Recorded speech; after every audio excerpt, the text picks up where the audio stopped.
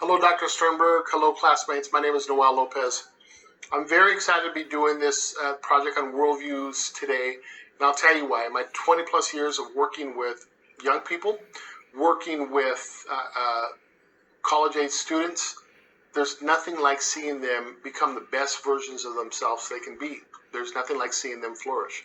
That's what gets me lit. That's what gets me excited. So I'm going into that with the work of being a student area professionals with that perspective in mind. Now I'm going to talk a bit about my worldviews, my personal worldviews. So to start with, I'm going to talk about my moral view.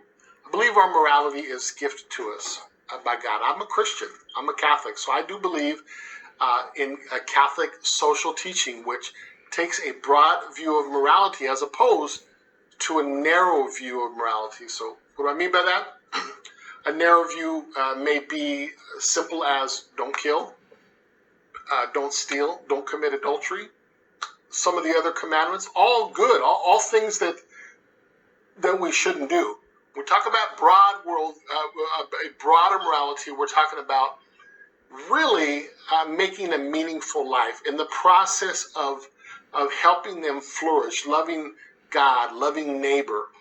So that's my view. My cognitive worldview is that of Marcia Baxter Magdola, drawing on the work of Jean Piaget and self-authorship. So very excited about that. That's about college-age students who would evaluate new information. They learn how to think critically about it. They form judgments for themselves. They collaborate with others, and they act on it, all while they're self-reflecting. So they're taking ownership of their process. So self-authorship is a longer process, but it's something as they are making meaning for themselves. My philosophical worldview is that of being a Christian Christian constructivism. So what is that? Christian constructivism believes that God empowers his children to live out the meaning of their faith, to live out the gospel. And they do this through inquiry, through reflection. It's not necessarily just saying it's got to be this, got to be that, but a student has to discover that as they continue to live out the gospel and learn and take ownership of this process. So how would I support future college students in developing their own worldviews? It's about them and developing their own potential. To start with, it's through establishing trust. Establishing trust is baseline. That is being able to offer non-judgmental validation to students. Let them be comfortable to speak. Sometimes it takes a longer process, sometimes shorter. We do this by asking probing questions, open-ended questions, not closed-ended questions or yes or no, but you're really forming inquiry. You're really forming the basis of that. The third way is through programmatic outlets or platforms. And I am going to speak about this in a moment, but there really must be a place to test this, whether it's a curriculum, an extracurricular activity, a club, something like that. There has to be some sort of platform to do this. And then I think most important is this reflection process. It's being able to artfully help students make meaning of decisions they've made, make meanings of the process and things that they're going through. That's a very important part because that opens the questions to larger questions, deeper worldview questions, whether it be about love, beauty, goodness, truth. So what is the role of the Christian worldview play in student affairs and higher education on campus? Well, we have state universities and we have religiously, privately affiliated universities.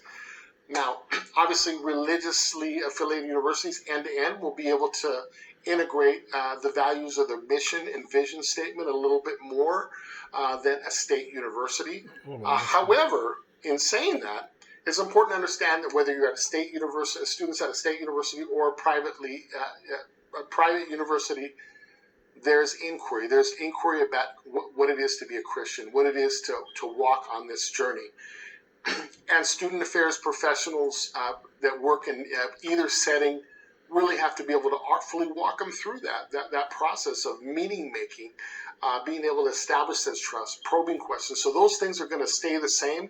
Now, obviously, when you get to a Christian university, such as Grand Canyon University, you're going to be able to integrate it into the curriculum, co-curriculum opportunities. For example, they do chapel services on Monday, and they have preaching. They have a praise and worship band that also has a recording studio.